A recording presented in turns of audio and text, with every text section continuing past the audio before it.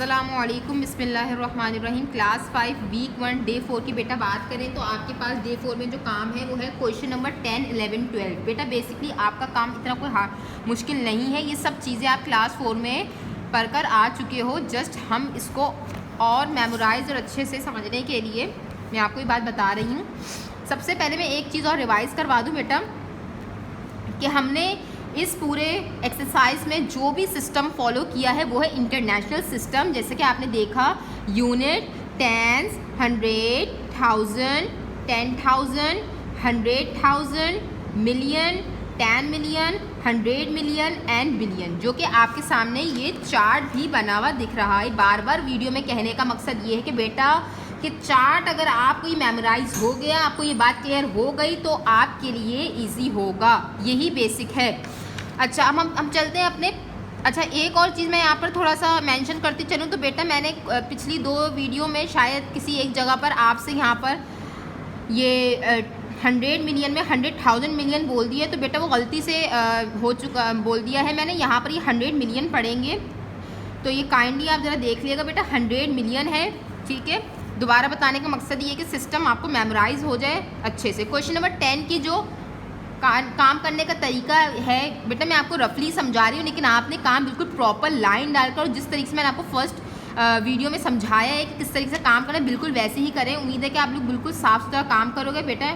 Please काम साफ़ सुथरा हो। Expanded form, right the following number expanded form. मैंने आपको याद हो तो क्लास 4 में आप लोग ने एक्सपैंडेड फॉर्म पढ़ी हुई कि how to write a number in expanded form. Like मैं आपके एक सामने सॉल्व करके बता दूँ कि जैसे कि हमारे पास नंबर है 3, 7, याद रहे स्पेस लाजमी देनी है, क्योंकि अब हम स्पेस दे रहे हैं, कॉमा यूज़ नहीं कर रहे, तो लाजमी स्पेस दिएगा बेटा। यहाँ पर हमें एक्सपैंडेड फॉर्म में इस नंबर को लिखना है और बार बार लेबलिंग मैं क्यों करवा रही हूँ, ताकि प्रैक्टिस हो जाए आपसे। लेबलिंग की वजह से आपको याद भी हो जाएगा, मेमोराइज भी हो जाएगा। तो अगेन हम लेबलिंग कर लेते हैं पेंसिल से। Unit 10, 100,000, 10,000, 100,000, million, 10 million, 100 million and billion. तो बेटा आपने इसको एक्सपैंडेड फॉर्म में लिखना है। एक्सपैंडेड फॉर्म में लिखने का तरीका क्या होता है कि हर प्लेस वैल्यू को आपने स्प्लिट कर देना है, ब्रेक कर देना है। लाइक 3 के बाद 3 बिलियन है यहाँ पर, तो हमने 3 के बाद जितने भी डिजिट है, इसका आसान तरीके, जितने भी डिजिट है आप उसको 0 की फॉर्म में लिख दो, क्योंकि आपने जस्ट 3 के बारे में बताना है। तो यहाँ पर आपके सामने ये 3 बिलियन अलग हो गया, प्लस एक्सपैंडेड फॉर्म में लिखे स्प्लिट कर देंगे 700 मिलियन। यहाँ पर आप अगेन इसको स्प्लिट कर रहे हो, स्पेस देंगे। मैं दोबारा कह रही हूँ, कॉमा डालने की आप लोग की आदत होगी, तो उसको प्लीज़ अपनी प्रैक्टिस में लाकर ख़त्म कर दिएगा। 6 की बात करेंगे तो 6, इसी तरीके से आपने हर प्लेस वैल्यू को अलग अलग शो करना है एक्सपैंडेड फॉर्म में।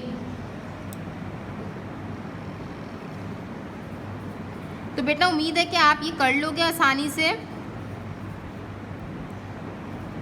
तो आप क्या देख रहे हो, ये बहुत आप आगे फर्दर है, आप ये पूरा खुद सॉल्व करेंगे। 3 बिलियन 700 मिलियन अलग अलग करने एक्सपैंड फॉर्म में 60 million.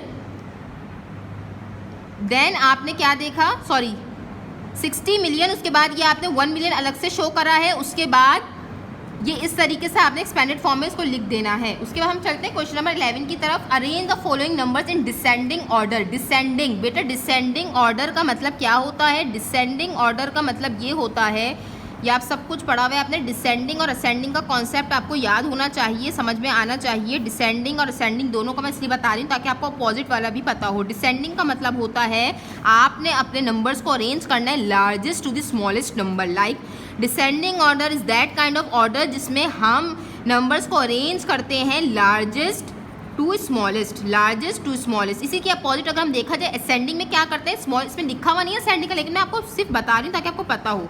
Smallest to largest order में हम जब अरेंज करते हैं तो this order is called ascending order, और अगर हम लार्जेस्ट टू स्मॉलेस्ट ऑर्डर में अरेंज करें तो डिसेंडिंग ऑर्डर, ठीक है।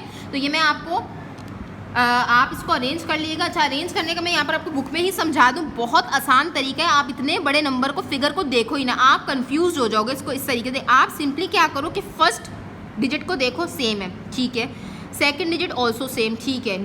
थर्ड डिजिट ऑल्सो सेम, सही है।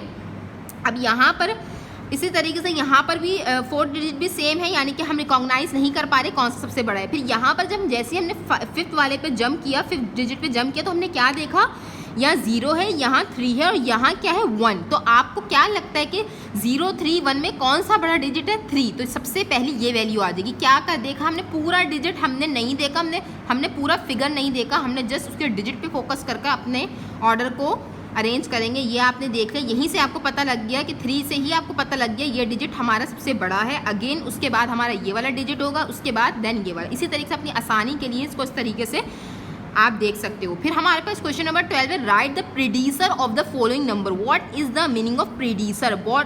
बेटा आप लोग ने प्री प्राइमरी सबने पढ़ी है, इसलिए मैं आपको प्री का वर्ड से थोड़ा सा समझाना चाह रही हूँ ताकि आपको ये कॉन्सेप्ट अपनी जर्नल लाइफ में भी सुनने को मिलता है। प्री का मतलब होता है प्री प्राइमरी, यानी प्राइमरी से पहले।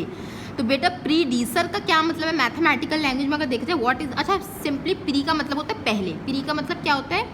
पहले। जैसे कि इस तरीके से प्रीवियस, इसमें भी प्री आ रहा है, प्रीवियस यानी पहले, पुराना काम। तो इसी तरीके से हमने नंबर्स के प्रीडिसर बताने, बहुत आसान तरीका प्रीडिसर का निकालने का नंबर्स में कि आप उस नंबर्स में से 1 को माइनस कर दो। ये भी आपने किया हुआ। जैसे फॉर सपोज मैं ए वाला पार्ट करूँ, अगर क्वेश्चन नंबर 12 का अगर मैं ए वाला पार्ट कर रही हूँ, लाइक ये है 0, 0। अगर मुझे इसका प्रीडिसर फाइंड करना है तो मैंने क्या करूँगी? इसका प्रीडिसर फाइंड करने के लिए या तो आप इसका को इसी में ही कर दो फेयर वर्क में, ताकि आपको ये बात याद रहे। इसका मुझे इस पूरे फिगर का प्रीडिसर फाइंड करना है, तो क्योंकि इसके पहले क्या डिजिट आएगा? बहुत आसान, इतना सोचने की ज़रूरत नहीं है। इसमें से आपने 1 को सिंपली माइनस कर देना है। क्या 0 में से 1 जा सकता है? नो। बराबर वाले से कैरी लेंगे, बराबर में भी 0, ये 9, ये सब चीज़ें आपको पता है।